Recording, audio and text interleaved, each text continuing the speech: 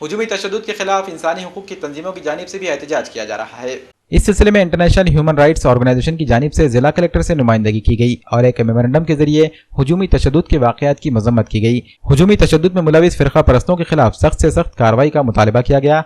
झारखंड के तबरेज़ अंसारी को हलाक करने वालों को जल्द से जल्द गिरफ्तार करने और उन्हें सख्त सजा देने का मुतालबा भी किया गया। हुजूमी तशद्दुद के वाक़यात पर शदीद तशवीश ज़ाहिर की गई और इन वाक़यात को इंसानी हुकूक की बदतरीन पामाली करार दिया गया।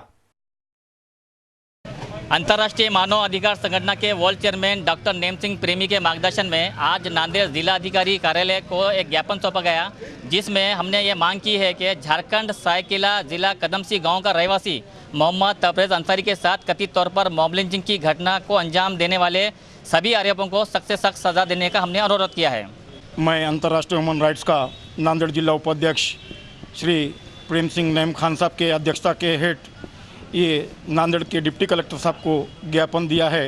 जो मॉब लिंचिंग होती है, इस तरह की जो वाक़याएँ जो घटनाएं समक्ष आती हैं, ये बहुत शर्मनाक है और निंदनीय है।